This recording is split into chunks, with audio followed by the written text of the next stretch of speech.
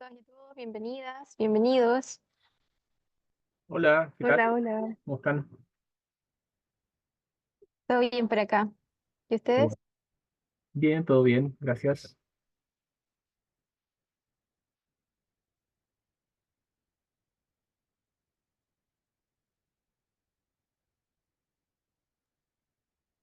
Y di acceso a todas las personas que estaban en la sala de espera, por si acaso. Ya. Ya que estamos un poquito contra el tiempo, quería darles la Ujú. bienvenida a esta última clase, ¿cierto? De este curso que ha sido muy interesante, Sociología del Antropoceno.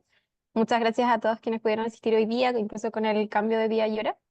Em, y voy a darles el pase para no quitarles más tiempo a Maite y a José para que retomen la clase. Muchas gracias. Ahí te pido la autorización para poder compartir pantalla, que no puedo. Ahí sí. Ya, muchas gracias.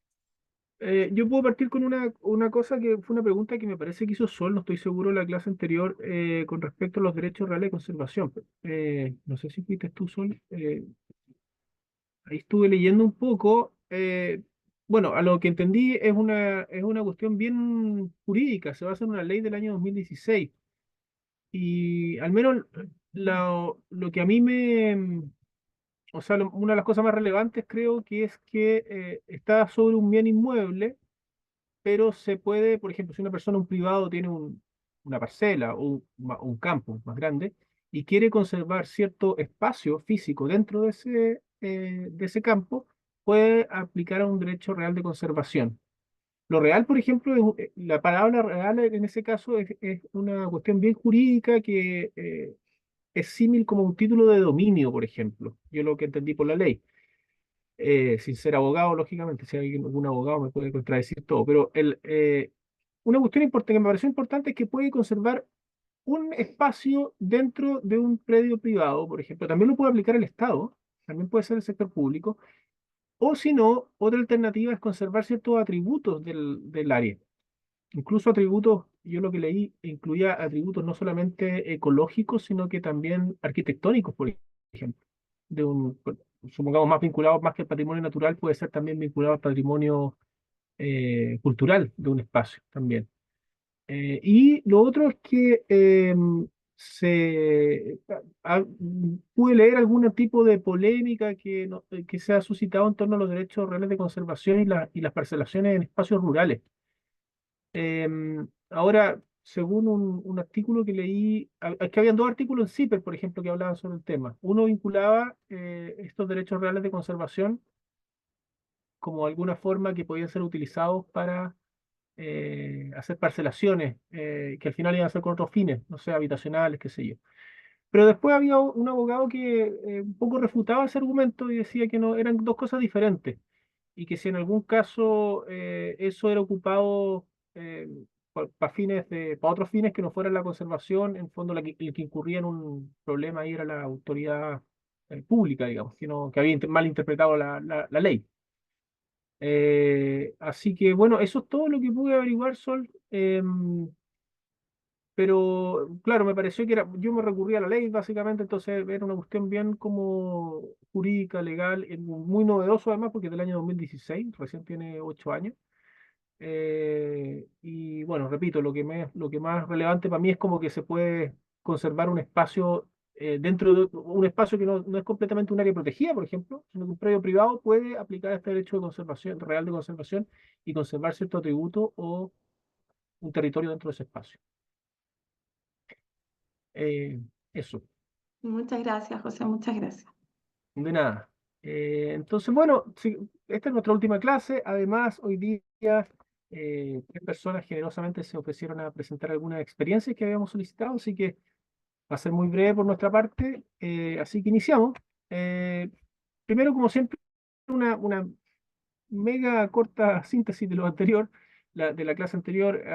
Ayer, antes de ayer, perdón, vimos el último punto que nos faltaba de la unidad del capitaloceno, que era la conservación de la naturaleza, y básicamente lo que vimos fue los, las, los serios conflictos sociales que puede traer el establecimiento de un área protegida, como desplazamiento de personas, inclusión de personas dentro del área protegida, pero restringiendo sus alternativas económicas, desposesión, desigualdades, acaparamiento por parte de grupos, por ejemplo, privados o el Estado que establece áreas protegidas con otros fines, como vimos, por ejemplo, de soberanía, eh, con fines para atraer turistas de alto poder adquisitivo, pero con la desposesión consiguiente para los grupos locales que ya no pueden ingresar a esas áreas, etcétera. Y bueno, Maite después hizo la introducción, ahí tú puedes darle la... Sí, bueno, nosotros siempre lo planteamos así, que básicamente nuestro curso, si bien tiene como un matiz en la crisis socioecológica, la idea es no terminar todos como decepcionados de la imposibilidad de generar transformaciones. Entonces, la propuesta en la unidad 3 es justamente hablarles un poco de las acciones desde la teoría, pero también desde la práctica que se han levantado contrahegemónicas, ¿no es cierto?, en contra de este modo de organización social capitalista. Les hablé particularmente de los enfoques feministas, del enfoque ecofeminista y de la ecología política feminista, que han levantado una serie de propuestas de comprendernos como sociedades, no desde el especismo, tratar de privilegiar la reconstrucción o recomposición de los refugios, lo que implica entender el parentesco más allá de la consanguinidad. Eso fue como un punto central. Bueno, y dicho esto, dando la introducción a la unidad 3, yo lo que voy a ver hoy día o contarles hoy día son dos enfoques teóricos, pero como dice Maite, muy vinculados también al activismo, a la práctica, que sirven como alternativas, pueden servir como alternativas algunas ideas, qué sé yo, pueden dejar que pensar de cómo abordar esta crisis, qué hacer, ¿no? Que fue alguna de las preguntas que veíamos en la clase anterior. Bueno, ¿qué se hace con todo esto y con tanta asimetría también de poderes que hay? Así que bueno, estos dos enfoques son la economía ecológica y el de crecimiento. Por una cuestión también metodológica nomás, se plantean como diferentes, en realidad son diferentes, pero también tienen muchos puntos de encuentro, ¿no? Entonces, van a encontrar probablemente mucha gente que adhiere al decrecimiento, que también es parte de los movimientos de economía ecológica y viceversa. Em, la primera cuestión importante es que estas son perspectivas, prácticas y movimientos que son radicales, radicales en el sentido que apuntan a superar el capitalismo. Y eso es una cuestión lógicamente radical, ¿no? Piensen hoy día que, bueno, de los 90 en adelante, post caída del muro de Berlín, qué sé yo, varios movimientos o partidos, qué sé yo, de izquierda, se han acomodado dentro del sistema, pues, ¿no? Y partidos y perspectivas que su principal fin era superar el capitalismo, como por ejemplo los socialistas, comunistas, qué sé yo. Eh, bueno, sí, tienen una visión crítica al sistema, pero están dentro del sistema igual. Y particularmente el socialista, digamos, no veo mucho interés en modificar en superar el sistema capitalista, que era de hecho, su predicado, su fin antes, ¿no? Entonces, el sistema capitalista, digo, es muy resiliente, es capaz de, con todo lo que vimos antes, la economía verde, la conservación, la valoración económica de la naturaleza, es capaz de enfrentar los problemas que le surgen, por ejemplo, la escasez de recursos, eh, la crisis ecológica, y buscar una vuelta para acomodarse dentro y perpetuarse como sistema. Entonces no es tan sencillo hablar como fuera del sistema. Entonces, bueno, estas teorías o estas perspectivas son asistema, o sea, tratan de decir, bueno, la principal causa de por qué estamos en esta crisis socioecológica es porque es a raíz del sistema capitalista, ¿no? De la organización social que representa el sistema capitalista. Y ahí una primera aclaración importante, nosotros aquí hablamos del sistema capitalista como un modo de organización social, que otras personas lo plantean como un modo de organización económica o un sistema de producción. Puede ser, lo es también, yo creo, pero es más que eso. Creemos que es más que eso. Es un modo de organizar la vida.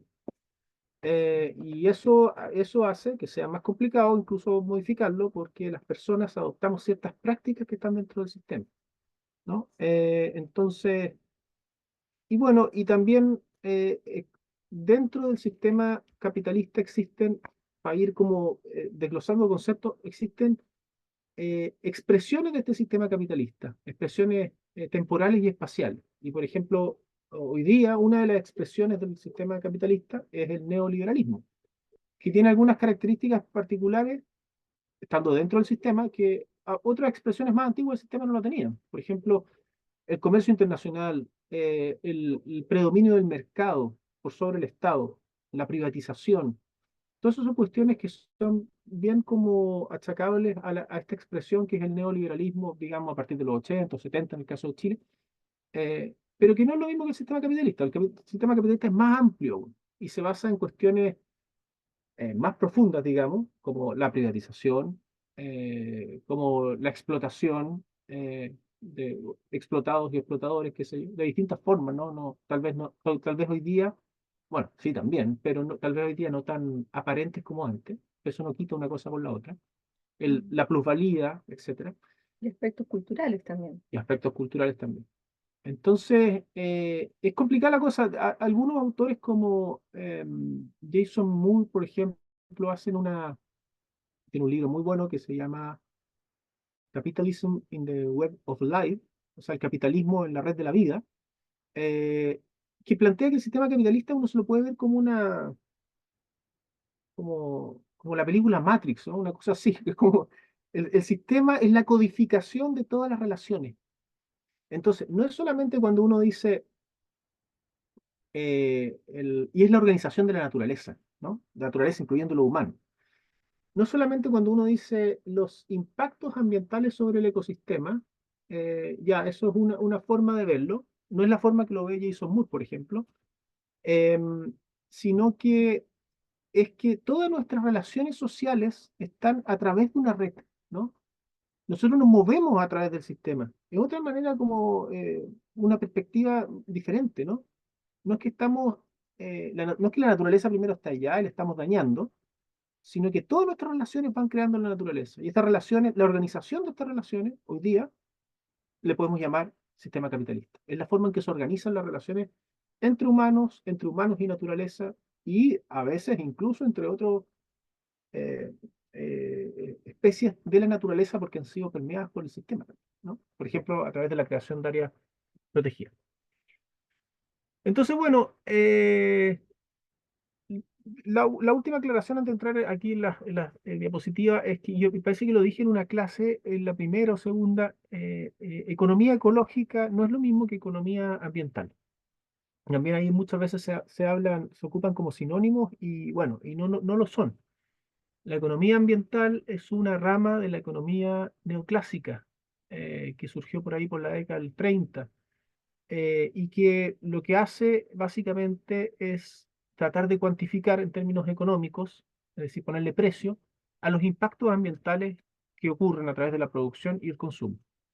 Y eso lo llama externalidades. Entonces, una cuestión muy central en la economía ambiental, la economía capitalista, digamos, dentro de la economía capitalista, es tratar de cuantificar las externalidades, ¿ya? Cuantificar los daños ambientales. Está lleno de estudios al respecto, y de nuevo, valoración económica de la naturaleza. La economía ecológica, por el contrario, es completamente diferente y trata de analizar y problematizar las relaciones entre el subsistema económico, que es un subsistema que está gobernado por los humanos, dentro de un sistema más amplio que le llaman sistema socioecológico, sistema de la biosfera, el sistema donde está la vida, en el fondo, donde está toda la base de la vida. Entonces, por ejemplo, principalmente se enfoca en dos tipos de relaciones.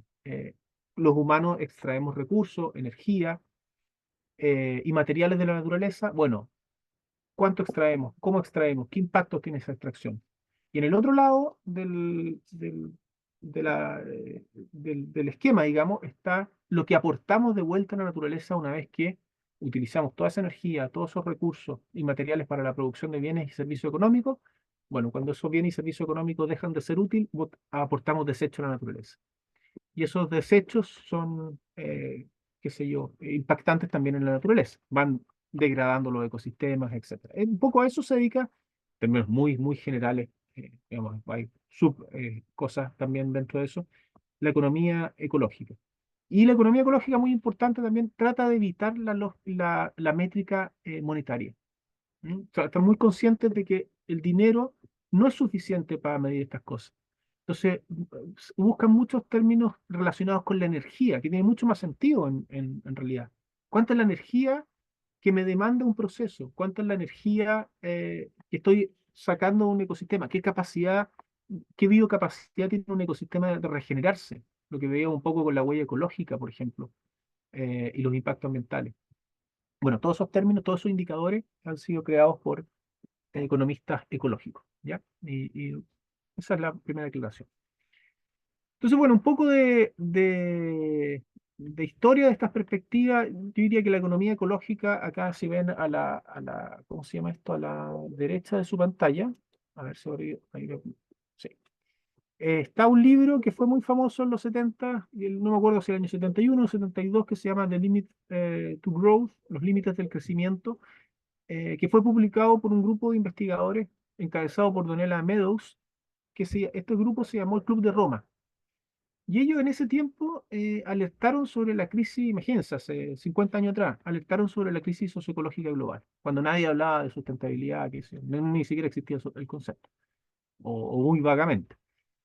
Entonces, y ellos con un sistema computacional muy rudimentario hicieron ciertas estimaciones ocupando ciertas variables, por ejemplo, como la contaminación de ecosistemas, el crecimiento de la población, eh, y el crecimiento de la producción, y no recuerdo qué otras variables, pero bueno, ellos lo que hicieron fue proyectar en distintos escenarios qué pasaba si esas variables, qué pasaba con el mundo, en el fondo, con la ecología global y con el comportamiento de esas variables. Por ejemplo, un escenario era el escenario que se llama como el status quo, es que si seguimos consumiendo y produciendo, de nuevo, en el año 72, de la forma que lo hacemos, ¿qué pasaría a mediados del siglo XXI, es decir, hoy, pocos años más, con el mundo?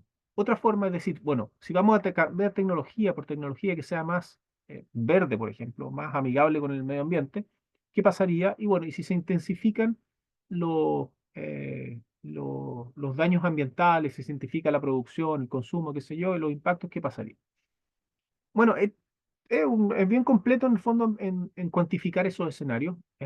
Y para resumir, lo que ellos determinaron es que si el mundo seguía haciendo lo que estaba haciendo hasta el año 72, una época importante también porque se produjo ahí la crisis del petróleo, y bueno, a partir de eso hubo cambios que giraron hacia las políticas neoliberales en el mundo. eh, y en la mayoría del mundo a principios de los 80, como digo, en Chile con el golpe militar a mediados de los 70.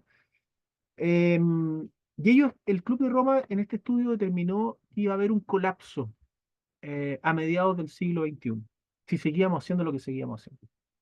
Colapso significaba que los ecosistemas se iban a degradar, que eso iba a implicar pobreza, exclusión, migraciones, conflictos, cuando no hay recursos y cosas se generan conflictos, etcétera. Y bueno, y lógicamente no, nadie los tomó muy en cuenta, los acusaron de alarmistas, qué sé yo, de comunistas, todo lo que pasa siempre en el fondo. Pero yo pongo acá un estudio que fue el año 2008 por Graham Turner, porque claro, esto fue una proyección, ¿no? Entonces, esa fue muy atacada la metodología, como, no, la proyección está mal hecha, no tomaron correctamente digamos, las críticas que fueron más científicas. Pero Turner, 30 años después de la publicación de Limit to Growth, eh, tomó los datos reales, porque ya tenía los datos reales. ¿Qué pasaba con el crecimiento de la población? ¿Qué pasó con el crecimiento de la producción? ¿Qué pasó con el crecimiento de la contaminación, etcétera? Y comparó eso con los escenarios de los límites del crecimiento. Y le calzó muy bien. En el fondo, ¿qué es lo que concluyó Turner ya con los datos reales, no con proyecciones? Es que el Club de Roma tenía razón. Entonces, si tenía razón en el año 2008, teníamos que tener razones más que suficientes para preocuparnos, porque ellos planteaban un colapso al año 2050. Entonces, bueno, se corroboró un poco lo que decían los científicos del Club de Roma. Y bueno, y a partir de eso, el mismo año que Turner publica su análisis, ya con los datos reales del Limit to Growth, Hay un grupo de científicos también que en París saca una declaración que le llaman The Growth Declaration, la declaración del decrecimiento, donde establecen ciertos, eh, eh, es como un decálogo de las cosas los cambios que debiesen haber principalmente en la economía mundial. eh, pero lo más relevante de esto es que ellos dicen el bienestar de la población, que siempre ha estado asociado, bueno, a partir de la década del 50 en adelante, ha estado muy asociado al crecimiento económico después de las guerras, debiese alejarse de eso. El crecimiento económico no tiene que ser la principal meta de política pública, porque va más allá de la economía. Incluso ustedes se fijan, escuchan la radio, la tele o ven un diario, eh, y políticos de todos lados, lo que más les importa es que el país crezca, ¿no? Y eso a escala global es lo mismo. ¿Cuánto es el crecimiento? ¿Cuánto subió el PIB? Etcétera.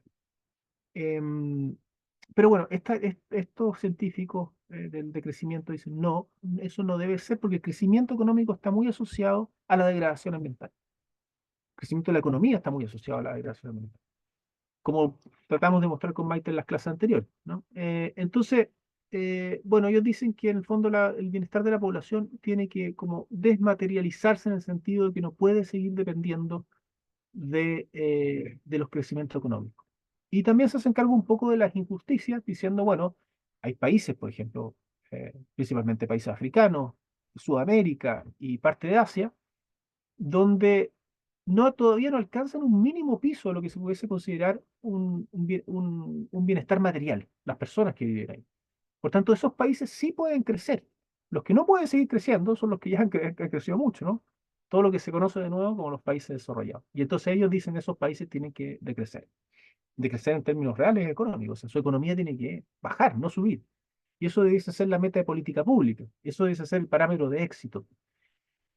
Es radical, ¿no? Entonces, bueno, lógicamente, de nuevo, nadie le hizo caso. Y bueno, han sido atacados de distintas formas también, metodológicas, teóricas, qué sé yo, y tildando todo tipo de cosas. Siempre pasa lo mismo, en realidad eso no es ninguna novedad. Pero eso es más o menos el esquema general. Eh, bueno, la idea del crecimiento económico, por ejemplo, y con temas ambientales, yo lo quiero graficar acá en lo que se llama la curva ambiental de Kuznets. Kuznets fue un premio Nobel de Economía por otras cosas, pero su estudio en relación al desempleo y la inflación se ocuparon para ver cómo el crecimiento económico se comportaba supuestamente con la degradación ambiental. Entonces, bueno, en el eje, y esta curva ha sido muy famosa también, y ha sido parte de sustentar por qué los países tienen que crecer, ¿no? En relación al medio ambiente, particularmente. Eh, en el eje Y, lo que estoy apuntando, está la variable de degradación ambiental. Y en el eje X está el crecimiento económico. Entonces, si fijan, esta se llama la curva ambiental de Cousins, algunos la conocen como la U invertida. Porque, ¿qué es lo que dice? Dice que los países, aquí fíjese, países en vía de desarrollo, países desarrollados. Estos se clasifican de acuerdo al nivel del crecimiento económico. Entonces, los países en vía de desarrollo son países, en términos económicos o de su crecimiento, más bajos, más pobres, y los países desarrollados, países con alto crecimiento. Dice que los países en vía de desarrollo son principalmente economías que están en el sector primario o secundario, economías que se basan mucho en los recursos naturales todavía, en la agricultura, por ejemplo, o en los bosques. Son países exportadores de esas materias primas o están en un estado muy básico de industrialización. Entonces, esos países, al pasar de la agricultura a la industrialización, aumentan, cada vez que van aumentando su crecimiento económico en este eje, van aumentando también su degradación ambiental. Uno podría pensar, por ejemplo, una economía agrícola tiene bajo impacto ambiental, una economía agrícola hasta acá, pero también tiene muy bajo ingreso económico, ¿no? En general. Entonces, a medida que esa economía agrícola va industrializándose, puede ir aumentando su crecimiento económico, pero al mismo tiempo va a aumentar su impacto ambiental. Piensen en la instalación de fábricas, la contaminación de ríos que lleva la producción de, qué sé yo, celulosa, o acero, o aluminio, qué sé yo. Entonces, todo eso va aumentando a medida que aumenta el crecimiento económico de estos países, aumenta también su degradación ambiental. Pero los que propagan esta idea dicen, eso ocurre hasta cierto límite, aquí, donde ocurre un punto de inflexión. Después de ese punto de inflexión, ¿qué pasa? Estas economías que se industrializaron pasan a ser economías de servicio, el sector terciario de la economía. Son economías que se basan, por ejemplo, economías de Europa Occidental, por ejemplo, que se basan mucho en el conocimiento. Por ejemplo, Holanda, Alemania son países que su Producto Interno Bruto depende mucho de sus universidades, de hecho, atraen mucha gente de todos lados del mundo. Entonces, esas economías dejan de tener su base fuertemente en la industria y pasan a ser economías del tercer sector, que son brindar servicios, servicios de conocimiento, servicios tecnológicos, que no son áreas de la economía tan contaminantes o muy contaminantes en relación, no es que no lo sean, ¿no? Pero menos contaminantes que una economía que está ahí como la fábrica echando humo, qué sé yo, deja de ser eso.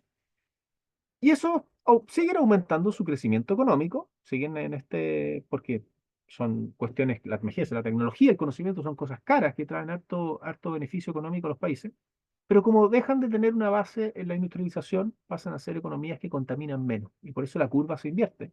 Y a medida que en esta parte, desde la línea punteada hacia adelante, a medida que sigue creciendo económicamente, su impacto ambiental baja. ¿Ya? Bueno, pero esa cuestión está muy basada en una casi fe ciega en la tecnología. Y entonces esto ha sido muy criticado porque en realidad algunos dicen, no- con estudios empíricos, dicen, en realidad esto no ha ocurrido. O ha ocurrido en sectores muy acotados. Cuando se mide un contaminante, a veces pasa esto, lo que grafica esta curva. Pero cuando se mide una economía en general, en total, no pasa.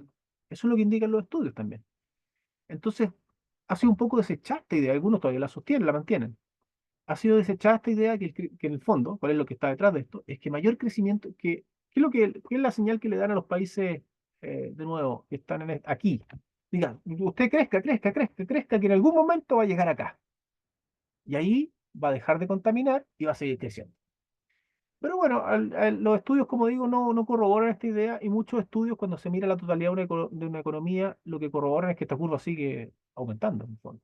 Y a medida que crece, sigue contaminando. No se ha podido desmaterializar la economía, en el fondo.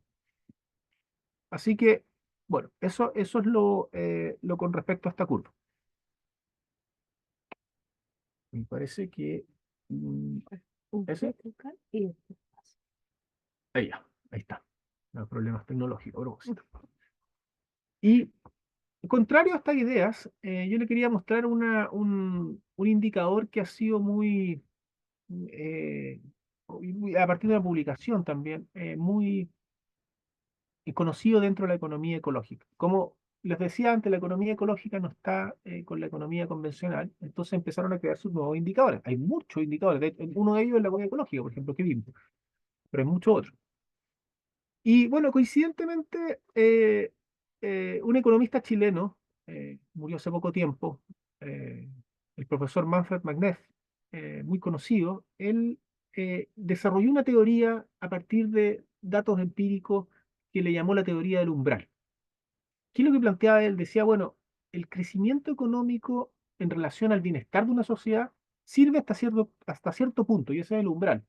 Después la sociedad sigue creciendo económicamente y esa sociedad no tiene mayor bienestar. En parte, no tiene mayor bienestar por los impactos ambientales que ocurren.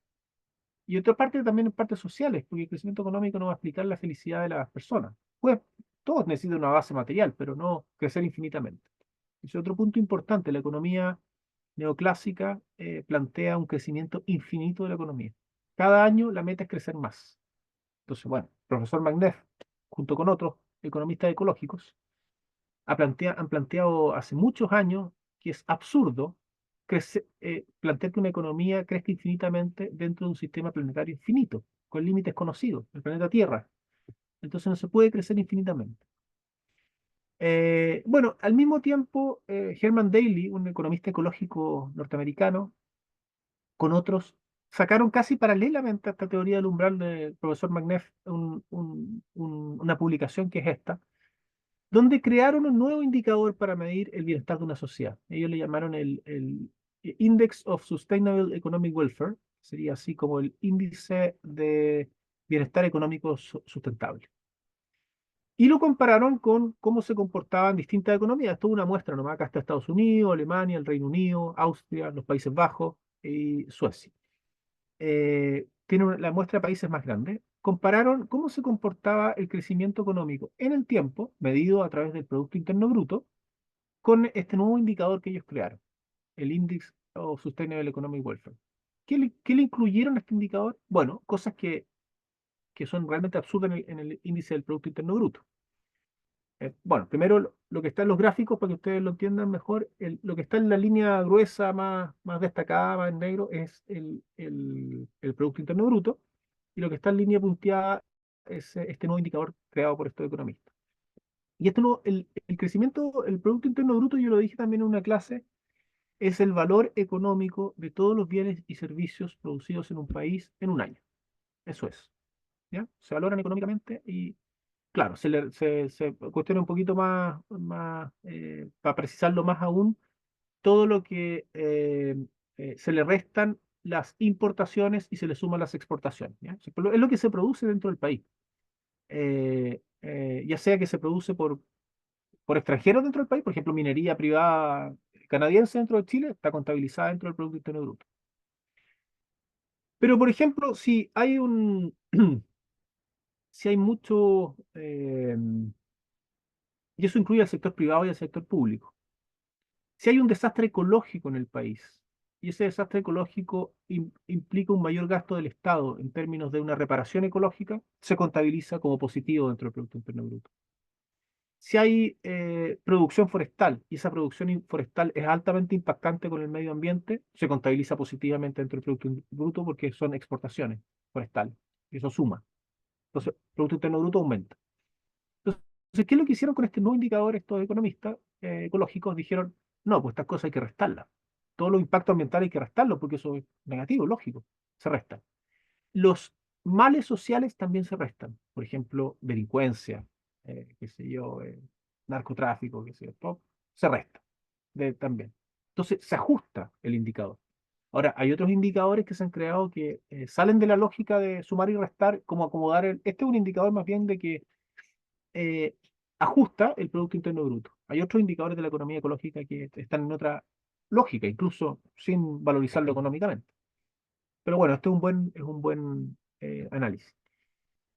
¿Y qué es lo que descubrieron ellos en términos más generales? Que si se fijan en casi todo, en todos los gráficos de esta muestra de países, con mayor o menor matices, ¿no? El, el indicador del Producto Interno Bruto con el indicador del Index of Sustainable Economic Welfare crecen juntos hasta cierto punto. Hasta ahí y ahí se separan. Hasta ahí y ahí se separan. Hasta aquí, por ejemplo, se separan. Y así uno puede verlo casi en todos los países. Aquí incluso, por ejemplo, en el caso de Holanda, crece más el Index of Sustainable Economic Welfare y después también, iban juntos, se separaron, creció más y después baja. Entonces, descubrieron que prácticamente a mediados de los 70, fíjense, eso también es importante, a mediados de los 70, el Producto Interno Bruto de todas estas economías siguieron creciendo, mientras que este índice de desarrollo económico sostenible empezó a caer. Lo que ellos lo homologaban con el bienestar de una sociedad, ¿no? Eso es lo que trataban de medir en el fondo. Y a mediados de los 70 no es una casualidad, y eso también lo plantean los autores en su publicación. A mediados de los 70 empieza el neoliberalismo, ¿no? Entonces, a medida que la economía privada y el crecimiento económico, el neoliberalismo también, el crecimiento económico toma un rol protagónico, como primera política pública de un país. Y a medida que eso ocurre, las- las- los países, las sociedades, parece que se vuelven, tienen menos bienestar, pierden bienestar, ¿no? Ese es como digamos, el hallazgo más fundamental de esta investigación. Este mismo ejercicio fue aplicado en el caso de Chile eh, por una investigadora Castañeda también y descubrió exactamente lo mismo. Aquí solamente la única diferencia que está versus los otros gráficos, este es para el caso de Chile, es que está en términos per cápita, el otro está en términos absolutos. Entonces, acá, por ejemplo, lo que está con triángulos es el crecimiento del Producto Interno Bruto per cápita y lo que está con círculos es el desempeño del Index of Sustainable Economic Welfare en el caso de Chile. Y se fijan, en el caso de Chile, a principios de los 80 se produce esa disociación entre ambos indicadores. El crecimiento económico sigue subiendo y el bienestar de la sociedad medido a través de este índice baja. De nuevo, neoliberalismo, principio de los 80, bueno, en el caso de Chile, además dictadura militar. Entonces, bueno, eh, esta es una forma de nuevo de medir la relación, uno de los aspectos, porque hay muchos aspectos sociales este índice, pero lo que está más de fondo es la relación economía-naturaleza. Y este esquema que vemos hoy, esta figura que se ve en la pantalla, es la forma más tradicional de verlo. Una cuestión importante en este curso que hemos notado, y fue todo un apartado que trató Maite, era la dicotomía sociedad-naturaleza. Bueno, esta es la dicotomía economía-naturaleza, ¿no? Economía como parte del sistema social. Generalmente en los análisis económicos, la naturaleza, los análisis económicos convencionales, neoclásicos, la naturaleza no existe, o existe de esta forma. Un esquema muy clásico en la economía es la familia en un lado, la empresa en otro lado, qué sé yo, y entre medio se mueven materias primas. Eso es todo. Ahí está, la naturaleza está incluida como materia prima, ¿no? En el siglo XIX, los economistas clásicos todavía utilizaban la naturaleza en la economía, en la función económica. Ya en el siglo XX ya no, se perdió ya. Pasó a ser una externalidad, ¿no? Que es lo que hacía la economía ambiental. Entonces, la relación más qué sé yo, tradicional, más recurrente en la economía convencional es pensar que la naturaleza aporta materias primas y recursos a la economía para fabricar y producir bienes y servicios económicos, y la economía después aporta desechos a la naturaleza. Y ese es el círculo, ¿no? Eh, pero desde la economía ecológica, esto se ve completamente diferente. No son, como vuelvo atrás ahora, a ver, ahí. Sí, no son dos sistemas que están disociados o están solamente unidos por el flujo de materias primas y desechos. Son más bien, la economía es un subsistema dentro de un sistema más amplio que es la biosfera. Entonces, si se ve de esta forma, estos son esquemas simplemente, pero es para poder metodológicamente para explicarlo. Si se ve de esta forma, la economía no puede crecer y traspasar estos límites de acá, ¿no? Que estoy marcando ahora, que son los límites de la biosfera. La economía tiene que mantenerse dentro de los límites de la biosfera.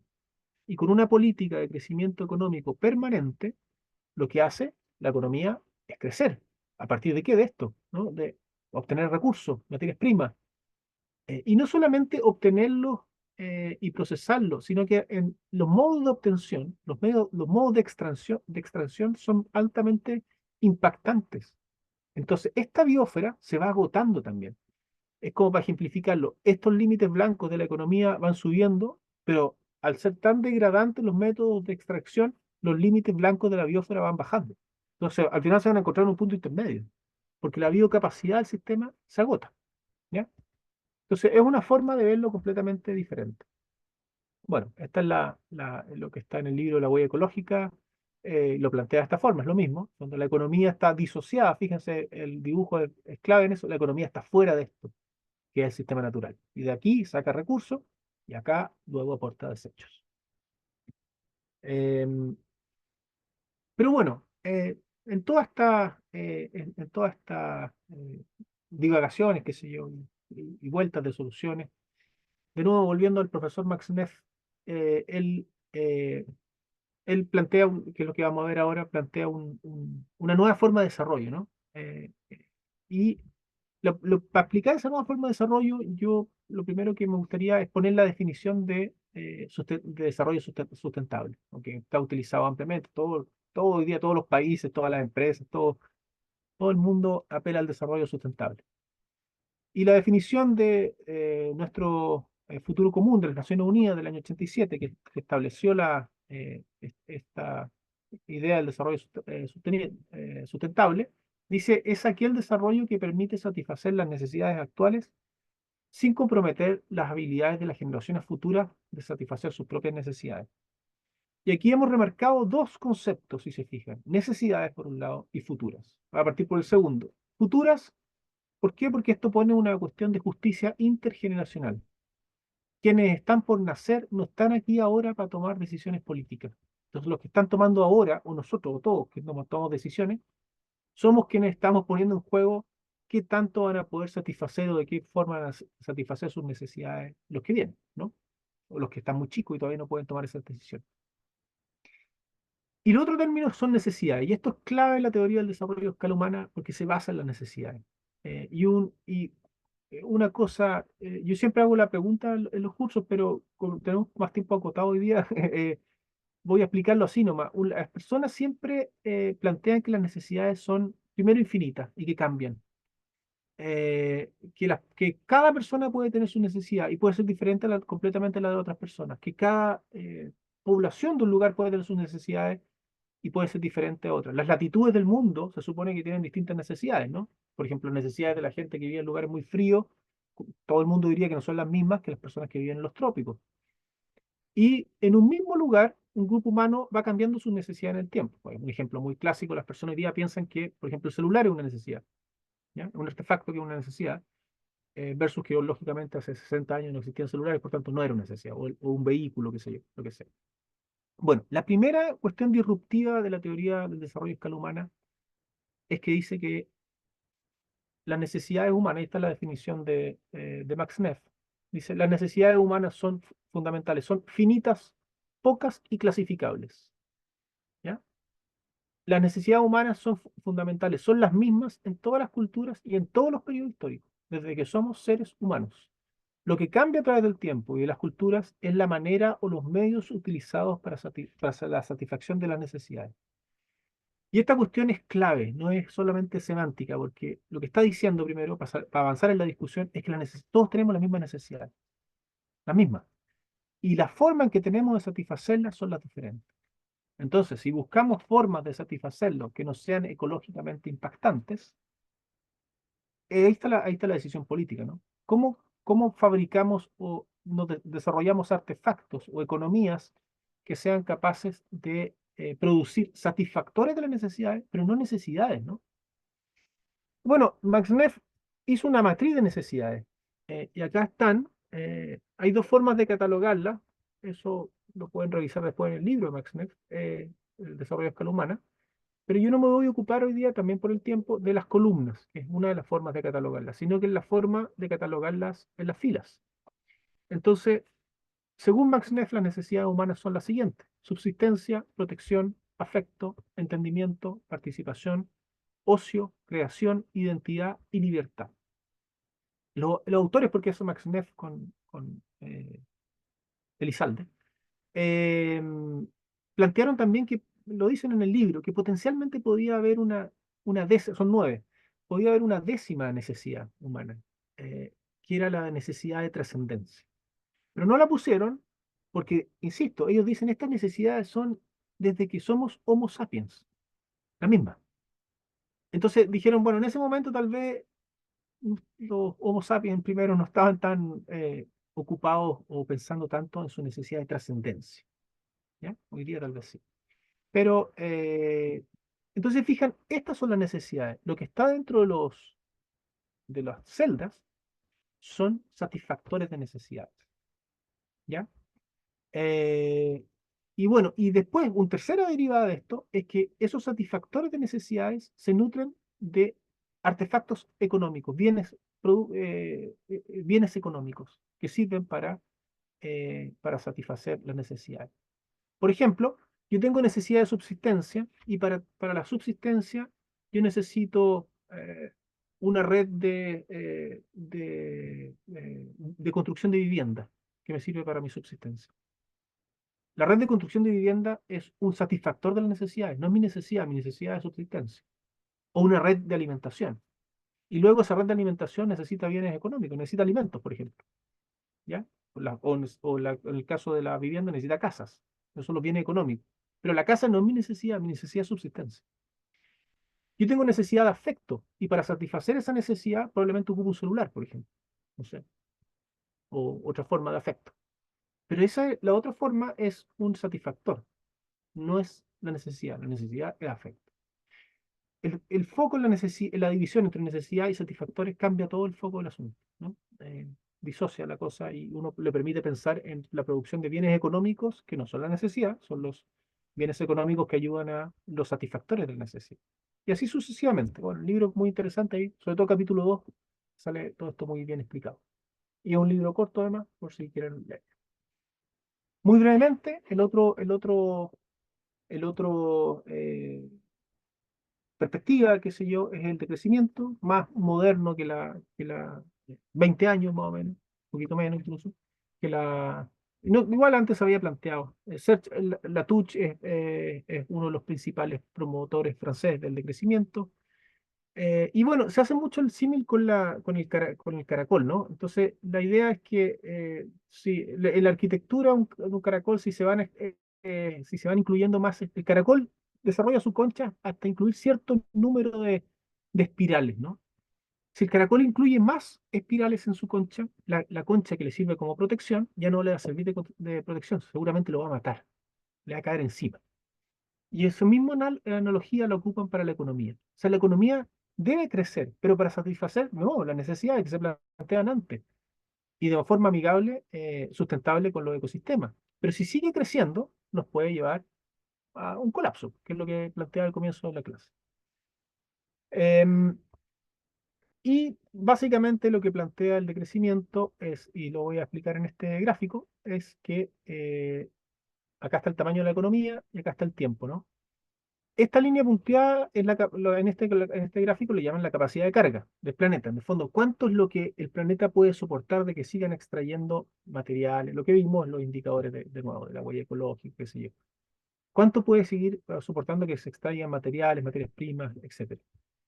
Eh, Esta está definida, esto está estudiado, está calculado, cuál es la capacidad de carga de distintos ecosistemas y del planeta en su conjunto. Pero la economía, en esta primera fase de crecimiento, esto es la fase de crecimiento, sobrepasa la capacidad de carga del planeta. Lo que veíamos con estos días que se marca cuánto es Sobre giro. sobre el giro ecológico, esa es la traducción, sí, sobre el giro ecológico. Entonces, en esta brecha estamos excedidos, ¿no? Estamos sacando más de lo que deberíamos. Y entonces, por eso, quienes plantean el decrecimiento dicen el decrecimiento es un tránsito, es un proceso. Aquí viene el decrecimiento para ajustar de nuevo esta línea, que es la economía, dentro de los límites planetarios. Hasta ahí. Y una vez que esto se cumple, no seguimos decreciendo porque no necesitamos decrecer porque la economía ahora ya está insertada en la biosfera, ¿no? En los límites de la biosfera. Lo que necesitamos después, piensa, el primer tramo es crecimiento, decrecimiento, y el tercer tramo es lo que se llama el steady state economics, es decir, el estado estacionario en economía. Mantenernos ahí, mantener bajo la capacidad de carga del planeta, no superarla. Bueno, le dejamos ahí algunos documentales también para que ustedes puedan ver. Creo que dos en esta clase. Esto me lo voy a saltar porque si no, no va a haber mucho tiempo para lo que sigue. Pero no lo voy a saltar. Bueno, son imágenes nomás, ¿no? Y voy a terminar con con qué es lo que... Ocho cuestiones, le dicen las 8 R's del decrecimiento. Esto fue planteado por Serge Latouche como un modo de nuevo de cambiar el foco de pensamiento social y económico de las personas. Entonces el decrecimiento habla de reevaluar, reconceptualizar, reestructurar, relocalizar, redistribuir, reducir, reutilizar y reciclar. Ojo que estas dos últimas son importantes, pero no es todo, ¿no? Si no se cae un poco en lo que hoy día habla la economía circular, que no tiene nada que ver con esto. Economía circular está más en la línea de la economía ambiental, ¿no? No es suficiente, hay que hacer un montón de cosas. ¿Y qué es lo que hay que reevaluar? Los valores, reconceptualizar nuestra calidad de vida, reestructurar, adaptar las estructuras sociales y económicas. Tal vez algunas estructuras sociales y económicas no nos sirven, hay que hacer otras nuevas, ¿no? No basta con cambiarlas, hay que acabarlas y hacer algunas nuevas. Muy importante relocalizar la producción y el consumo, es decir, que todo ojalá esté cercano. O sea, ojalá uno producir lo que consume, ¿no? Pero si uno no produce lo que consume, entonces comprarlo al vecino. Y si no se puede comprar al vecino, entonces comprar en la tienda local. Y bueno, y así. Entonces se llaman como las cadenas cortas. Claro, no que lo primero sea comprar en la gran cadena transnacional, ¿no? Esto no funciona si no se redistribuye la riqueza, si no va a haber justicia. Entonces y esto es lo más complicado, tal vez, una de las cosas más complicadas. Y bueno, y reducir, de nuevo, esto ya recalcar nomás, reducir la producción y el consumo a los niveles de la biosfera. O sea, se puede vivir con menos y se puede vivir bien. Eso es Bueno, también les dejamos ese documental que es sí, súper interesante. Si sí, es que no lo han visto, ahí les dejamos el enlace. sí. Y a mí justo hoy día me llegó un pequeño texto que me gustaría compartir con ustedes que resume bastante bien todas estas ideas que les hemos venido proponiendo en esta última unidad, que es un poquito más esperanzadora, que es un texto corto que escribió un referente de la permacultura, que es Bill Mollison, y dice cómo prepararse para el colapso del capitalismo. 1. Aprenda a plantar no solo un huerto, sino también cultivos básicos, maíz, yuca, árboles, frutales, nativos, leñosos. 2. Cree un vínculo con alguna tierra, ya sea la suya, la de un pariente, un proyecto, un jardín comunitario. Participe con las personas que viven allí, vaya poco a poco buscando formas de pasar más tiempo en el campo que en la ciudad, aprendiendo a plantar, construir, tratar los desechos orgánicos, sanar la naturaleza. 3. Desarrollar habilidades prácticas, cocina, carpintería, reparación de máquinas, procesamiento de alimentos, costura, etcétera. Enseña estas habilidades a niñas, niños, amigos, amigas, vecinos y vecinas. 4. Busque un grupo de apoyo mutuo donde las personas se cuiden entre sí, hagan productos de necesidad básica colectivamente, como productos de higiene natural, remedios naturales, jarabes, tinturas de hierbas, procesamientos de alimentos como alimentos conservados y fermentados. 5. Simplifica tu vida ahora liberando más espacio y tiempo. Descubre todo lo que puedes hacer sin dinero, caminar, hacer ejercicio, manualidades, arte, socializar con tus seres queridos, la jardinería, etc. 6. Separarse de la lógica de consumir más y más. Prefiere productos artesanales que duran mucho tiempo, de calidad, hecho por pequeños productores, empresas sociales, empresas económicas y solidarias. Haz intercambio, da y recibe obsequios por valor afectivo en lugar de valor financiero. 7. Intercambiar, almacenar, multiplicar y diseminar las semillas criollas o nativas, no modificadas genéticamente, producidas por la agricultura popular y campesina. 8. Reconoce que la vida será mucho mejor después. Solo estamos en transición. Eso quería compartir con ustedes. Y ahora que nosotros les habíamos dicho en la primera clase, les queríamos brindar un pequeño espacio a quienes querían compartir con nosotros también iniciativas que nos hagan sentir que existe un mundo después de esta crisis o existe un mundo en medio de esta crisis. Y tenemos 3 voluntarias, las voy a nombrar por orden de que se contactaron conmigo. No veo si está Sofía, ¿sí? Sofía me había escrito Gabriela y Sol, ellas 3. Entonces, Sé que estaban pidiendo dónde puedes ubicar el Yo texto. no yo se veo. los reenvío al chat. Yo se los reenvío el texto al chat y porque me llegó de un grupo de WhatsApp, así que está súper bonito, justo me llegó hoy. Así que bien.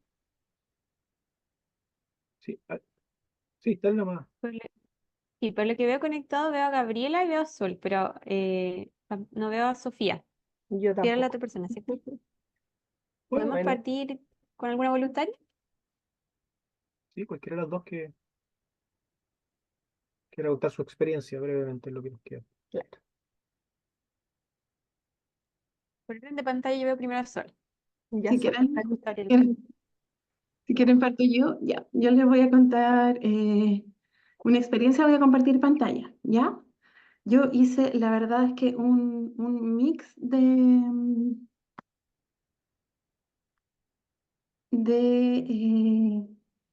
de varias presentaciones que tenía, porque no alcancé como a apodarlas, pero lo voy a ir pasando rápidamente. Yo quiero saber si se ve.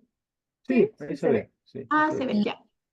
Yo le decía a Maite cuando le escribí y le escribí como a última hora porque no sabía si servía contar mi experiencia o no, porque no es de una organización, ¿ya? Por eso como que me había restado, sino que es el trabajo que yo desarrollo como profesional. Yo soy geógrafa, pero me he dedicado hace muchos años a la educación ambiental, ¿ya? Y en estas R's que recién nombraba de la TUT, como que me hacía falta la R de reeducar, como que Ah, siento que es un tema transversal hoy día, como que está como en la base para poder conocer todo esto que ustedes nos han mostrado y después ponerlo en práctica. Entonces, un poco haciendo esa reflexión, yo creo que me empecé a dedicar a la educación ambiental, así como ya, pero ¿cómo hacemos algo para ponernos manos a la obra? Y yo digo, bueno, acá tenemos que hacer algo como desde los niños y niñas, pero también como de todas las edades, ¿ya? Y esto que yo les voy a presentar es un programa que son adaptaciones de metodologías que he ido aprendiendo y que tienen que ver con esto que dice acá, que es clave como para que lo entiendan, para empezar, que dice conocer y valorar el territorio corresponden al primer paso que debe dar toda persona para generar actitudes que ayuden a la protección o cuidado del medio ambiente, ¿ya? Entonces, está muy enfocado en esto de que conozcamos los territorios y los valoremos para después poder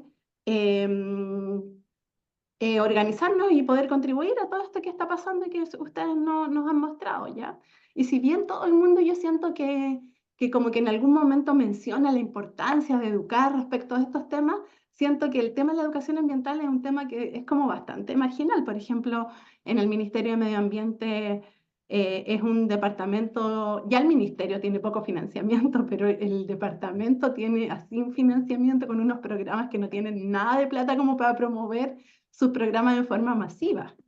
Y dentro de los colegios que ya son estructuras, esto de que hablaba como de reestructurar, ¿cierto? De transformar, si hay algo que hay que transformar y cambiar es la educación. Entonces también esto tiene un espíritu no solamente de educar en torno al medio ambiente, sino que a través de ese proceso educativo cambiar la manera y los enfoques pedagógicos en el fondo, ¿ya? Entonces, bueno, yo acá parto con la definición de medio ambiente porque pasa mucho, y esto yo trabajo con comunidades y con colegios y con profesores y con niños pequeñitos, desde educación parvularia hasta la educación universitaria, y en todos hay una cuestión transversal que cuando hablamos de medio ambiente, todo el mundo eh, cree que es sinónimo de naturaleza, ¿ya? Entonces, ¿qué es medio ambiente? Las montañas, los ríos, ¿cierto? Y es como que yo parto al tiro desmitificando eso. Entonces, la misma concepto de medio ambiente que sale en la ley de medio ambiente en Chile dice que son elementos naturales y artificiales de naturaleza física, química, biológica, socioculturales, que es lo que yo más relevo, ¿cierto? Entonces yo digo, medio ambiente es la montaña, el río, el bosque, pero también es mi barrio, es mi casa, es mis vecinos, es mi comunidad. ¿Ya? Entonces como que aterrizo harto el tema medio ambiente a eso. Entonces muestro como que todos estos medio ambientes, ¿cierto? Estas grandes urbes, ¿cierto? Hasta espacios más prístinos, las actividades económicas que están en los territorios, etc. Entonces me gusta hablar más de territorio que de medio ambiente de todas maneras. Pero bueno, no me voy a meter ahí, sino que voy a mostrar la metodología que yo la conocí en un trabajo que hice para el Ministerio de Medio Ambiente. Era un programa de las Naciones Unidas de estos proyectos GEF que le llaman. Entonces, la metodología de este programa, que era para trabajar con una comunidad rural en Quintero, se llamaba Planificación Predial con Perspectiva de Paisaje, ¿ya? Y yo la fui adaptando para trabajarla en este caso, que yo les voy a mostrar, es con adolescentes de un colegio. Entonces, yo en vez de planificación predial con perspectiva de paisaje, le llamo planificación escolar con perspectiva de territorio.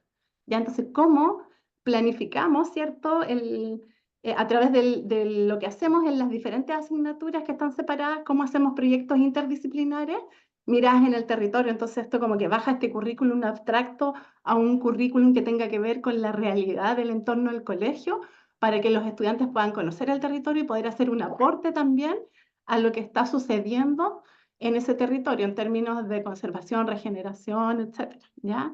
Entonces esto es lo que hacemos nosotros, partimos mirando el territorio. Entonces, ellos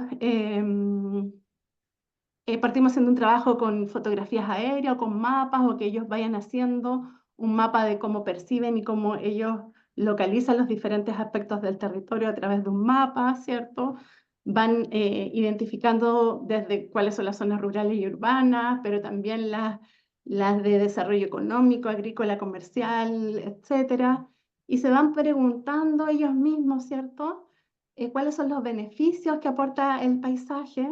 Y cuáles son las problemáticas que hay a través de estos árboles de problemas, y en donde ellos identificaron, este colegio está ubicado en Limache, entonces la sequía, la falta de agua, de áreas verdes, el mal manejo de residuos, etc. Entonces se hace un trabajo en aula y en terreno, ¿ya? Porque con ellos fuimos priorizando cuál era la temática en la que ellos querían investigar a través de diferentes asignaturas. Entonces ellos determinaron que les preocupaba, esto es un bosque esclerófilo que queda muy cerquita al colegio, ¿ya? A pocas cuadras del colegio, que está ubicado en pleno centro urbano y comercial de Limache, a poquitas cuadras está esto.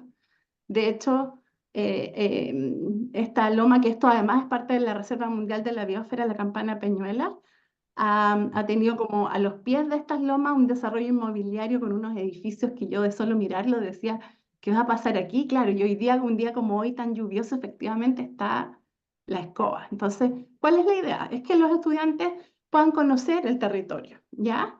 Esto de, yo les decía a ellos, esto que no les digan, oye, que soy desubicado, o tú no sabes ni a dónde estáis parado, que eran dichos más como de mi tiempo, pero es, Sí. ¿cómo que no sé dónde estoy parado? Oye, yo sé dónde estoy parado en una comuna que tiene estas características, ¿cierto? Etcétera, etcétera. Entonces era como que nadie les diga desubicados ni que no saben dónde están parados. Entonces, ellos además van creando como una visión futura, ¿cierto? De qué es lo que, cómo sueñan o cómo quieren que esta ciudad se conserve o pueda mejorarse, etcétera, ¿ya? Y esta frase que está abajo, que es clave porque dice, ellos mismos dijeron, a los niños y niñas nunca se les considera para las soluciones de los problemas, ¿ya? Entonces las ciudades están pensadas desde los grandes, ¿cierto? Adultos, profesionales, hombres, ¿cierto? Y pensadas para un desarrollo más bien inmobiliario, urbanístico, ¿cierto? La planificación territorial hoy día es más bien desde el punto de vista urbanístico y no más ecosistémico, ¿cierto? Y por eso es que están quedando tantas embarradas en un día como hoy en diferentes lugares. Entonces, el sentido que tiene es que los niños y las niñas crezcan con este sentido de pertenencia territorial y de conocer al menos un poco los sistemas naturales y los fenómenos que sostienen la vida. O sea, ¿cómo nos vamos a educar en algo que es tan imprescindible para la vida de nosotros mismos como de cuidar y conservar aquellos fenómenos que nos sostienen? Entonces, es como, para mí es como básico, ¿ya? Y es básico que esto también lo aprendan, bueno, no solo en las escuelas, fuera de las escuelas, los barrios y las personas de todas las edades.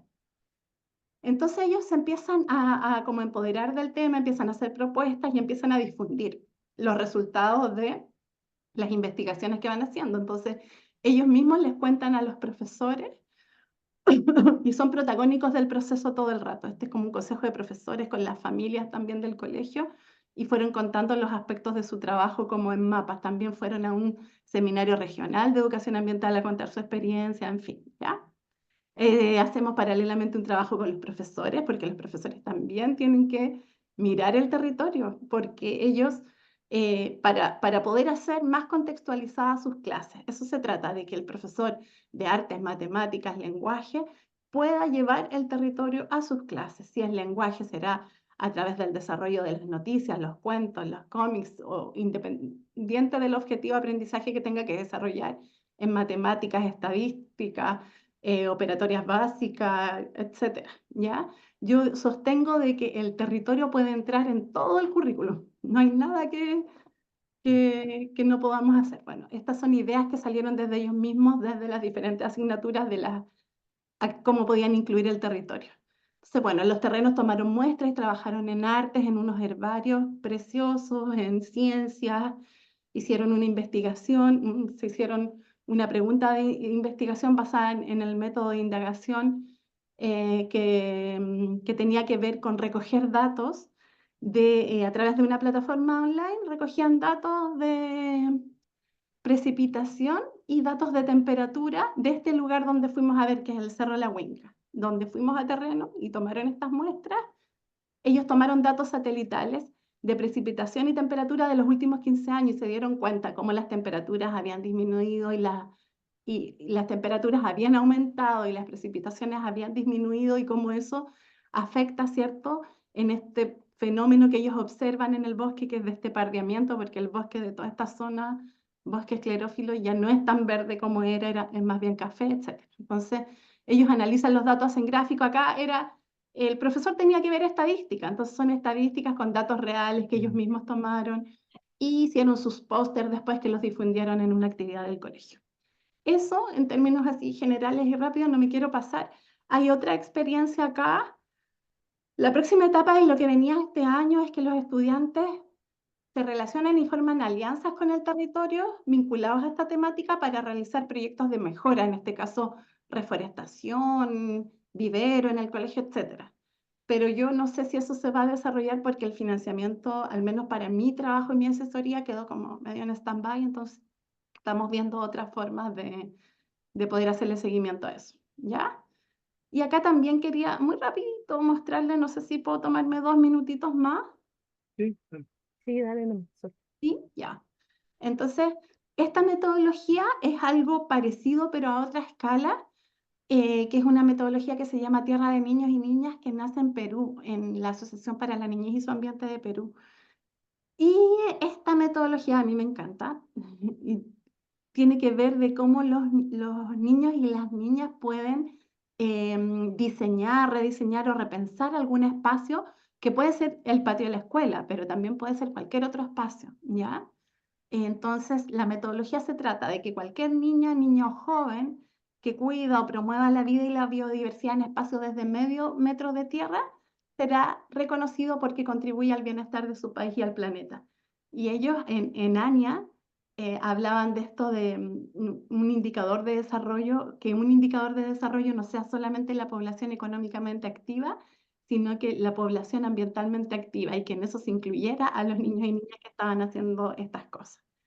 ¿Ya? Entonces, la tierra de niños y niñas es un espacio que se le otorga a los niños y las niñas, que puede ser una familia a su hijo o hija, o puede ser una comunidad y un barrio, una junta de vecinos a los niños de su barrio, o un colegio a sus estudiantes, etcétera. Tiene muchas formas que puede tener, y de esas mismas em, formas toma diferentes nombres, ¿cierto? Hoy día existen muchas tierras de niños en Perú, incluso en diferentes lugares del mundo. Nosotros hicimos unas acá en Valparaíso hace unos años atrás, em, y la presentación se quedó un poco pegada.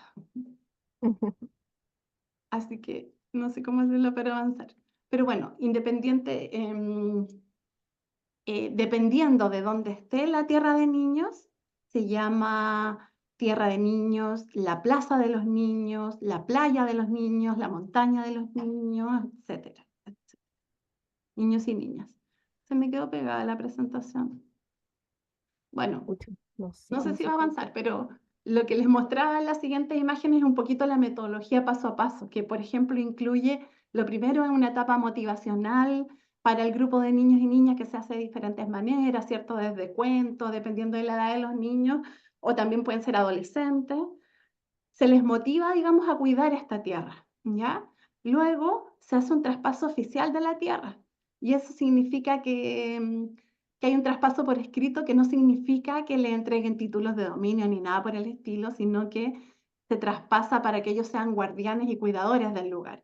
Pero es un traspaso formal, en donde los adultos le hacen un compromiso por escrito y los niños también establecen sus compromisos. Entonces hay ejemplos, por ejemplo, de cartas de niños muy pequeñitos que con sus compromisos de lo que van a hacer en esa tierra, incluso firman con su huella o se pintan la manito y firman las cartas, ¿cierto? Y ellos se empiezan a organizar para gestionar lo que necesitan en esta tierra. Entonces empiezan primero a hacer como un diagnóstico, y hacen después una lluvia de ideas que priorizan para ver qué quieren hacer en este espacio.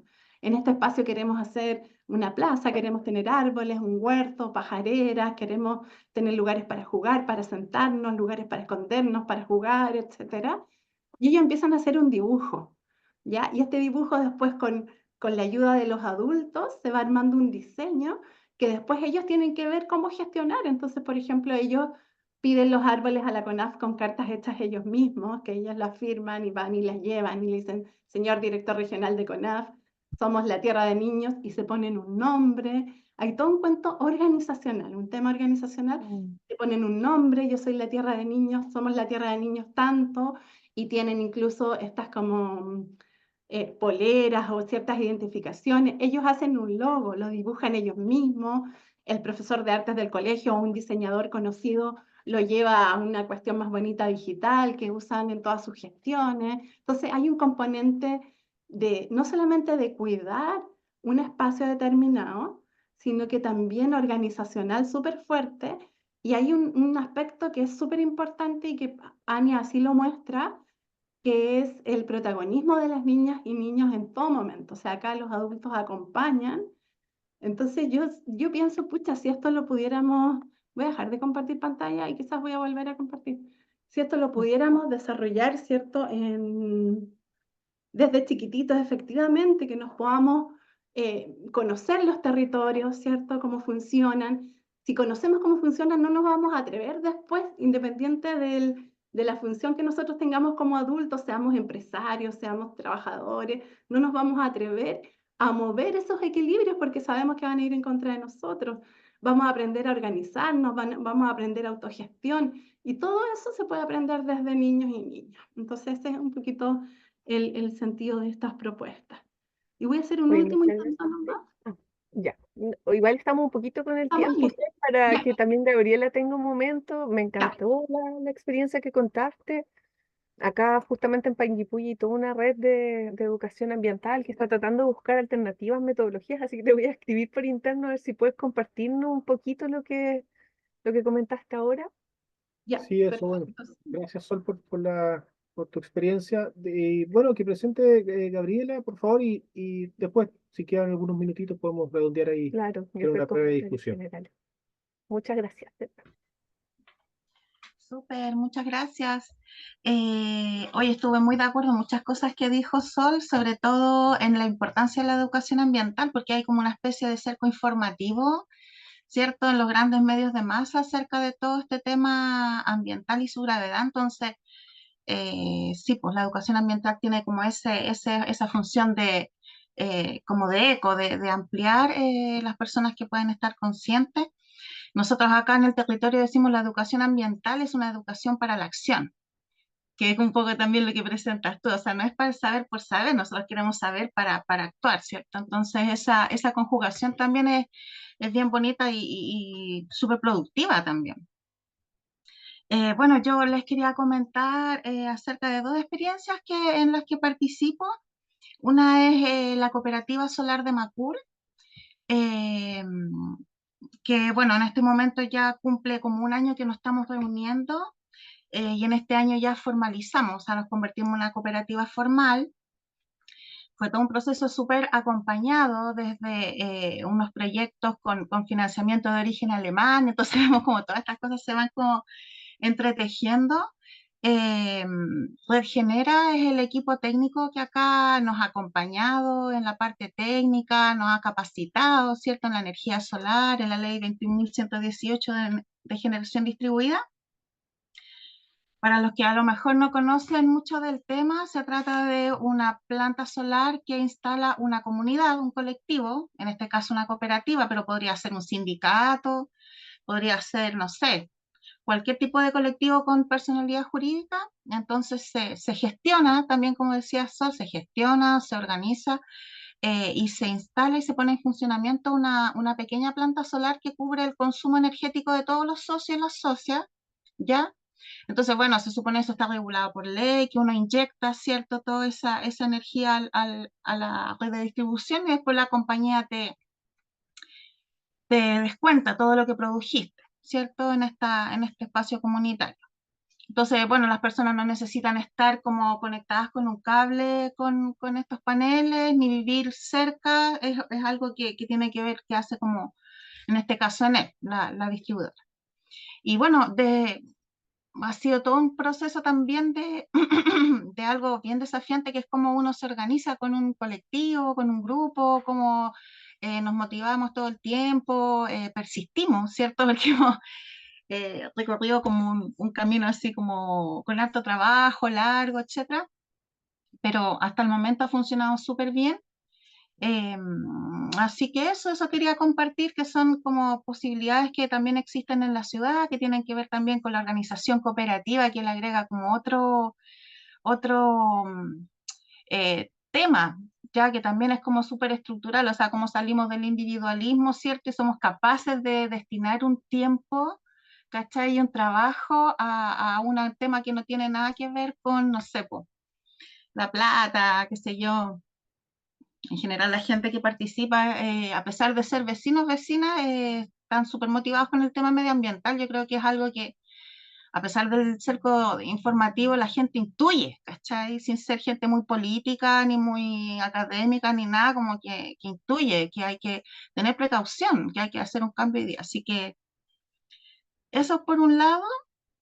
Y por otro lado, bueno, comentarles acá, yo vivo en la comuna de Macul, acá la municipalidad es como súper activa con el tema medioambiental.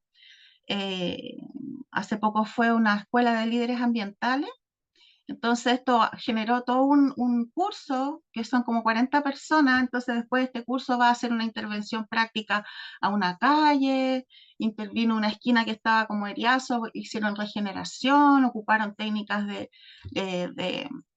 uso eficiente del agua, y todo eso hace que esta educación ambiental sea una educación para la acción, y en el fondo nos vamos encantando y vamos sumando más gente, ¿ya? Y lo último es que, bueno, acá nosotros nos ganamos un fondo de ecobarrio, y entonces cómo pasar un poco con la importancia que tiene, cómo cambian las ciudades, estos centros de consumo heavy, y centros de contaminación, de producción de contaminación. Las ciudades son muy pequeñitas, pero consumen casi toda la energía. Entonces, el pensar cómo se va a cambiar se va cambiando la ciudad, y entonces ya pues también con vecinas, muchas mujeres, eh, hicimos este proyecto de ecobarrio, y junto con nosotros postularon otros barrios de Macul. Entonces ahora tuvimos una capacitación y nos encontramos todos los 4 ecobarrios, y en espacios de conversación, de formación. Ha estado muy, muy bello porque, bueno, uno ve como el entusiasmo en todas partes, también la capacidad de complementarnos, y ahora ya vamos a pasar como a la ejecución, y pensando que ojalá que este es un proyecto como financiado y acotado, pueda pasarle como a ser parte de, como de la identidad de mi barrio y de los otros también, ¿cierto? Como los vecinos también van sumándose, van asumiendo una forma distinta de habitar la ciudad, y ahí generándolo entre todos. Así que ahora estamos partiendo con talleres de reciclaje creativo, con talleres de poda de árboles frutales, con un vivero, reproducción de árboles nativos, bueno, y así varias iniciativas que ya estamos empezando ya a operar ahí. Así que esas son las experiencias que quería compartirles. Súper, muchas gracias, Gabriela. Gracias, Creo Gabriela. que es súper importante, sobre todo en las zonas urbanas, como bien tú dices, potenciar y promover estas instancias de trabajo colectivo, de volver a encontrarnos como comunidad. Así que muchas gracias. Miren, no había llegado Sofía al comienzo, pero me escribió por interno. Es quien aparece como Luna Leiva. Así que, Sofía, te damos, pero un ratito bien más acotado del que inicialmente te había dicho. O sea, que ojalá nos puedas contar brevemente un poquito la experiencia para que podamos redondear al final. Sí, no hay problema. Bueno, hola, ¿qué tal? ¿Cómo están todas, todos? ¿Todos están bien? Yo soy parte de una organización que se llama Quebrada Andina, y quizás alguien la reconoce si es que firmó la petición de change.org por la prohibición de construcción en suelos incendiados que se sacó cuando fueron los incendios de Valparaíso, y esto alcanzó las 200.000 firmas. Quizás alguien de aquí firmó esa petición y nosotros fuimos las personas que sacaron adelante esa petición por change.org. Y bueno, como para dar inicio a lo que en verdad quería decir, es una reflexión, también un llamado a que aquí hay una compañera, Gabriela, que está en Macul, yo estoy en Peñarolén, al lado tuyo. Entonces, ir generando conexiones, vínculos, lazos, porque mientras más seamos, vamos a alcanzar mayores objetivos. Y claro, también no hace tanto fui al Día de la Libertad de Prensa ahí en el GAM, y habían varias narrativas que se contaban de conferencistas latinoamericanas. Y bueno, en verdad fue un poquito un fiasco esa experiencia, porque al final cortaban mucho a las personas latinoamericanas en sus tiempos, los acortaban. Y bueno, una de las narrativas que una de las chicas contaba era que finalmente es mucho más fácil imaginarnos ¿cómo decirlo? Como el fin, o sea, más fácil imaginarnos el fin del capitalismo, o sea, el fin del mundo, que el fin del capitalismo. Y es algo que quizás todos pensamos, como que es mucho más fácil, y es lo que nosotros pensamos en realidad, como imaginar el fin del mundo, que el fin del capitalismo es mucho más fácil. Estando en esta situación en la que estamos, en este contexto, es mucho más fácil imaginar eso.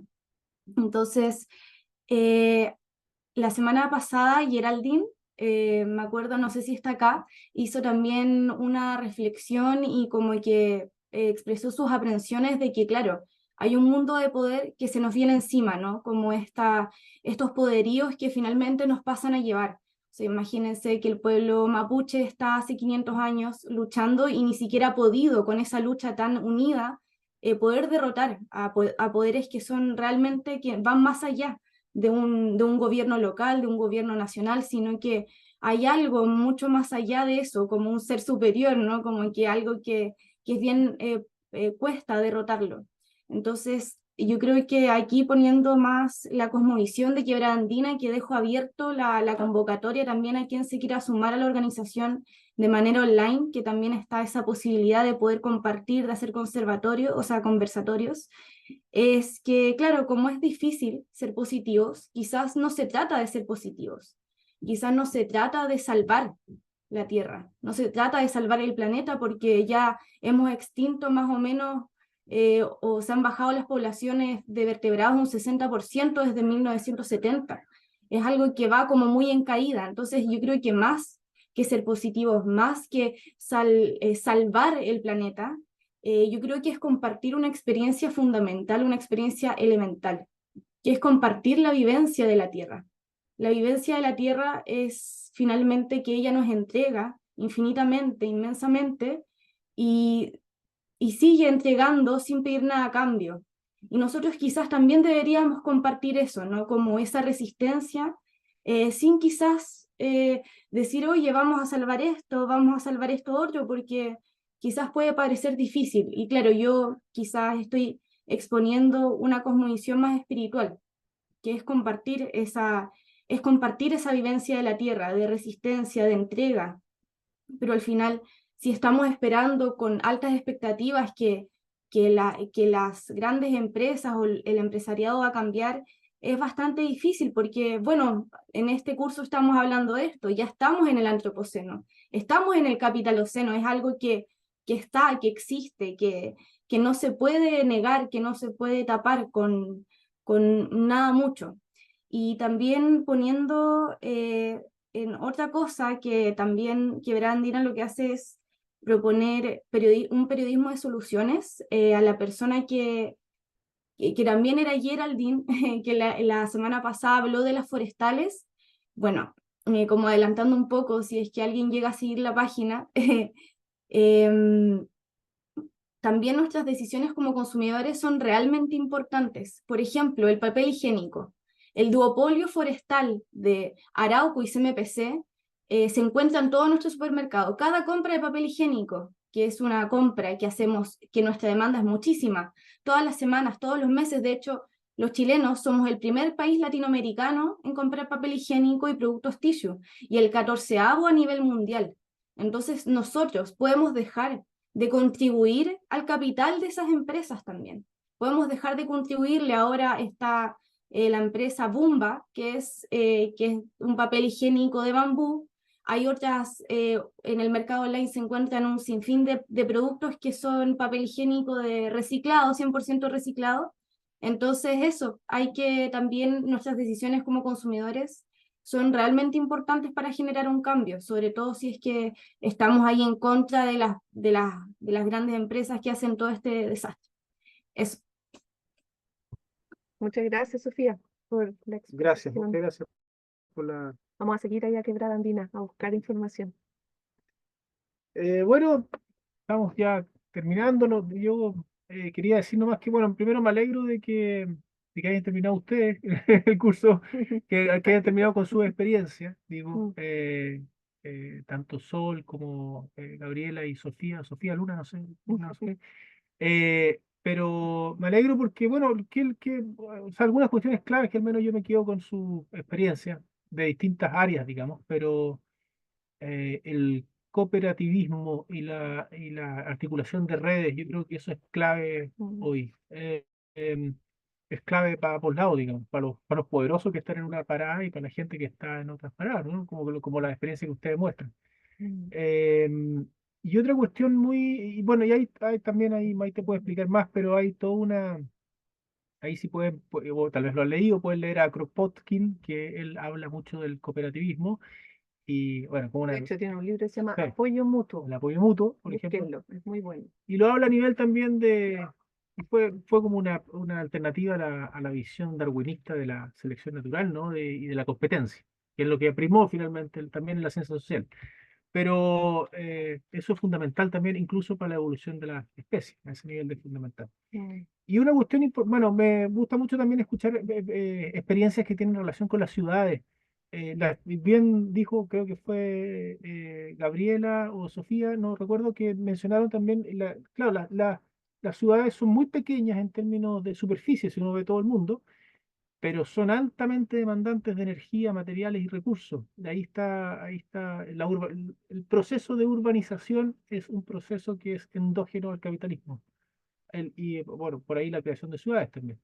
Entonces, ahí por nosotros con Maite, con nuestra formación en desarrollo rural también, hemos abogado mucho también aquí el mundo se debiese ruralizar también. Sabemos que la parte rural también influye mucho, aporta mucho al cambio climático, pero ruralizar en términos de que la vida sea menos demandante de energía, materiales y recursos, que se ve más también en el campo. Y lo último nomás, una palabrita ahí también para que se me había olvidado mencionar, y su experiencia dan cuenta de eso. Una forma de revertir todo esto también es revertir esta lógica de la especialización o la división social del trabajo, que es fundamental en el sistema capitalista. Ya fue descrita en el siglo XIX por los economistas clásicos, bueno, entre ellos Marx, pero la economía ha tendido a la especialización hoy día. Bueno, olvídense, pues, ustedes saben, hay gente que sabe hacer una cosa eh, y no sabe hacer nada más, pues, ¿no? Y bueno, se necesitan especialistas en todas las áreas. Y hoy día una tendencia contraria a eso, que creo que fundamenta estas posturas y estos mundos paralelos que ocurren dentro del capitalismo, es la diversificación del trabajo, es saber hacer muchas cosas. Y por ejemplo, porque eso es útil para la producción de alimentos, para la producción de ropa, qué sé yo, para la organización social. Entonces, bueno, por ahí también yo creo que sus experiencias dan un poco cuenta de eso. Sol decía, soy geógrafa, pero ahora estoy más dedicada a la educación. Bueno, Mm. aumentó su espectro de cosas que puede hacer en otras áreas también, y yo creo que es importante también empezar a aprender un poquito de todo. Mm. Eso es útil en estos procesos también de revertir la tendencia general.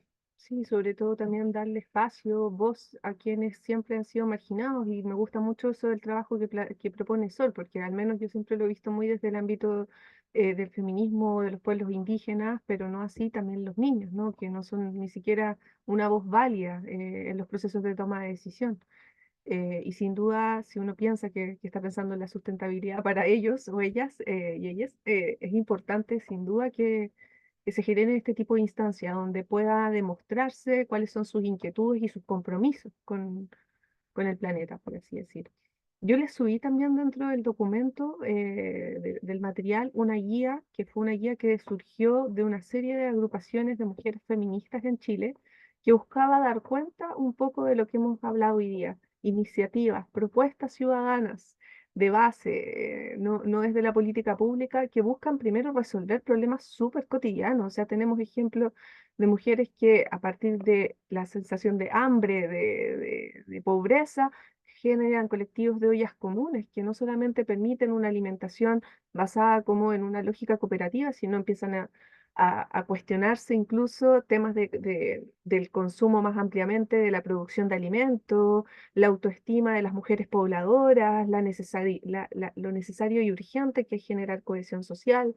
En zonas rurales es muy conocido distintas iniciativas más agroecológicas, ¿no es cierto? El rescate de las semillas nativas, la producción de alimentos libres de químicos, ¿no es cierto?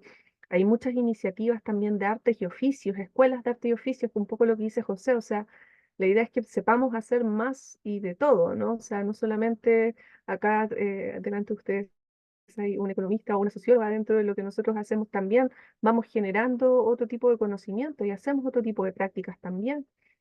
otras que abogando un poco también a esta idea que yo les he planteado en la clase anterior, antiespecista, han generado colectivos por la defensa de los derechos animales, el rescate animal también, ¿no es cierto? Y generar todo un tema de conciencia acerca del impacto que tiene la cosificación de otras especies.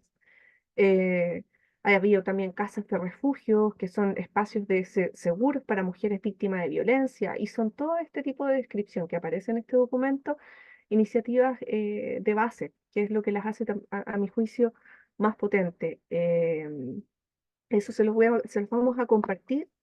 Bueno, quería también agradecer muchísimo esta oportunidad que brinda la ONG FIMA. Creo que también la Universidad Socioambiental se presenta como una alternativa de compartir el conocimiento que generalmente queda encapsulado en las universidades, que pocas instancias tenemos nosotros de poder salir de las universidades a poder compartir lo que sabemos. Nos es muy grato poder hacerlo y tener un público que también esté motivado con este proceso de aprendizaje. Esperemos que continúe en el tiempo y si es posible poder contribuir en futuras versiones. Eso, bueno, muchas gracias a todos y a todas por... Y sí, me sumo a Maite las palabras para FIMA también de... sí, nosotros somos súper críticos también de que la gente, bueno, no todos, por suerte, la gente a veces cree que el conocimiento es algo que pertenece a la universidad y eso dista mucho de ser la realidad. Así que qué bueno que se pueda en otras plataformas, otras formas compartir y eso. Así que muchas gracias por su participación aquí. Muchas gracias a ustedes, Maite, Muchas gracias. Gracias. Muchas gracias, Sol. Muchas gracias, Maite y José, por sus palabras también. Desde la Asociación Ambiental también estamos muy contentos de poder contar con su apoyo para llevar a cabo esta iniciativa que ya desde FIMA llevamos a cabo durante varios años. Siempre nos enriquece saber que estos espacios son agradecidos por ustedes, que les sirven para hacer esa vinculación, ¿cierto?, entre la academia y la sociedad civil, las comunidades. Y bueno, como ya estamos un poquito contra el tiempo, quería ir cerrando y para eso dar algunos avisos más administrativos. Recordemos que esta es la última sesión del curso, por lo tanto les va a llegar a todos una encuesta. Para evaluar el curso, esta encuesta es súper importante que la respondan porque nos sirve para nosotros, por un lado, el poder dar cierre a la asistencia de ustedes en el curso y pasar a recibir las certificaciones como una parte en el fondo de la asistencia que ustedes tienen que cumplir. Y por otro lado también nos sirve para mejorar para próximas instancias. Así que por favor ahí revísenla, respóndala y si no les llega, obviamente que nos lo hagan saber hacia al correo de la U Socioambiental también. Por último, todas las clases han quedado grabadas y las hemos ido subiendo de a poco al sitio web, entonces ya desde la próxima semana van a tener todas las clases ahí arriba, así que las pueden volver a consultar, si hay algún dato que no les quedó tan claro, lo pueden volver a ver. Eso, quería agradecerles a todos por su participación y que estén muy bien, que tengan muy buena tarde. Muchas gracias. Igualmente. Gracias, estamos en Chao, contacto. disfruten su Cualquier fin de cosa. semana. Muchas Chao, muchas gracias. gracias. Gracias. Chao.